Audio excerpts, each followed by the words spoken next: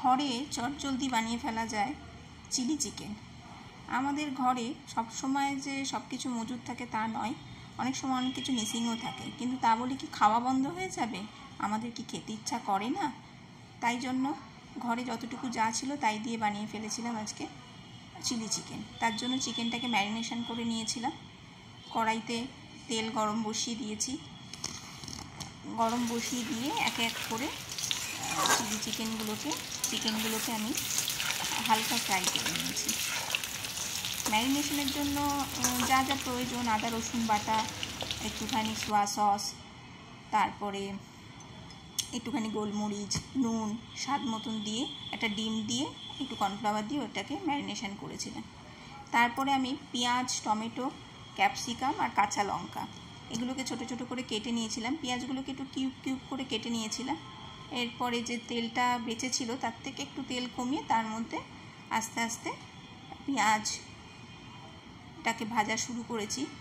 পেঁয়াজটা হালকা একটু লাল হবে, লাল হওয়া পর্যন্ত আমাদেরকে একটু ওয়েট করতে হবে পেঁয়াজটার জন্য।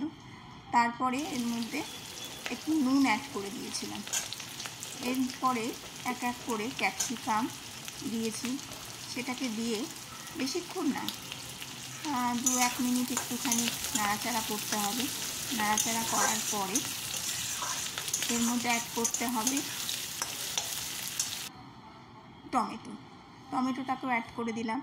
টমেটোটাকে অ্যাড করে দিয়ে সেটাকেও একটু নাড়াচাড়া করতে হবে, বেশিক্ষণের জন্য না, খুব অল্প সময়ের জন্য। সব সময় একঘেয়ে খাওয়া ভালো লাগে না, তাই জন্য একটু ডিফারেন্ট করার চেষ্টা করি। নুনটাকে আমি অ্যাড করলাম,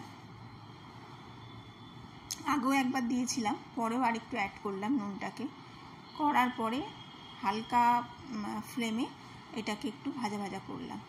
তারপরে আমি দিয়ে দিয়েছিলাম এর মধ্যে সোয়া সস দিয়েও এটাকে আবার একটু নাড়াচাড়া করতে হবে, যতক্ষণ না পেঁয়াজ, টমেটো এগুলোর মধ্যে সোয়া সসের কালারটা আসে।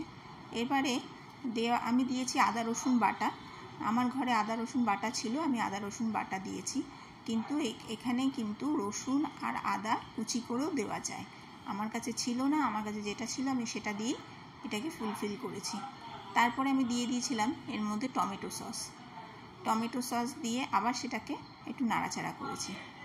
এর মধ্যে দেওয়া যায় চিলি সস, বাট আমার কাছে এই মুহূর্তে চিলি সসটা মিসিং ছিল, সেই জন্য চিলি সসটা দিইনি। না দিয়ে আমি টমেটো সসটা দিয়ে ওটাকে আবার একটু নাড়াচাড়া করেছি। একটু যেই তেল ছেড়ে এসছে তখন তার মধ্যে আমি একটু জল দিয়ে দিয়েছি। জল দিয়ে এটাকে একটু ফোটাতে হবে। এটা একটু ফুট উঠে আসবে, ততক্ষণ পর্যন্ত আমাদেরকে ওয়েট করতে হবে। ঘরোয়া পদ্ধতি একদম, মানে কি বলবো, এর মধ্যে সেরকম কিচ্ছু পড়েনি। এবার আমি একটা ছোট বাটির মধ্যে কর্নফ্লাওয়ার গুলে নিয়েছিলাম, সেই কর্নফ্লাওয়ার গুলে এবার এটাকে আমি যেই ওটা ফুটে আসবে তারপর অ্যাড করব। তার মাঝখানে আমি একটুখানি কালারের জন্য কাশ্মীরি মির্চ ইউজ করেছি, নলে যেন কেমন একটা ফ্যাকাশে ফ্যাকাশে লাগছিল, সেই জন্য একটু কাশ্মীরি মির্চ ইউজ করেছি। বেশি লঙ্কার গুঁড়ো দিইনি, আমাদের বাড়িতে লঙ্কা খাওয়ার লোক খুবই কম, ঝাল কেউ খায় না। তারপর যেই ঝোলটা একটু ফুটে উঠেছে তার মধ্যে আমি ভাজা চিকেনগুলোকে অ্যাড করে দিয়েছি। অ্যাড করে 3-4 মিনিটের জন্য এটাকে লো ফ্লেমে একটু ফোটাতে হবে। এই ফুট হয়ে এসছে, এরপরে আমি ওর মধ্যে অ্যাড করে দিয়েছি কর্নফ্লাওয়ার যেটা গুলে রেখেছিলাম বাটিতে, সেটাকে অ্যাড করে দিয়ে আবার 2-3 মিনিটের জন্য একটুখানি ফুটিয়ে নিতে হবে। এত সহজভাবে বাড়িতে যে করা যায়, আমরা যে রাস্তায় খাই তার থেকে অনেক বেটার বাড়িতে হয়। সবসময় সব জিনিস দিয়ে না, ঘরোয়া পদ্ধতিতেও হয়। দেখতেও যেমন সুন্দর হয়েছে, টেস্টও কিন্তু খুবই ভালো হয়েছে। হয়তো অনেক কিছু মিসিং আছে এর মধ্যে, কিন্তু খুবই সুন্দর হয়েছে। এটা হচ্ছে আমার ছেলে, যে কিনা এইগুলো খেতে, চাইনিজ খাবার খেতে ভীষণ পছন্দ করে, ওর জন্যই আমার এগুলো করা। যাই হোক, ঘরোয়া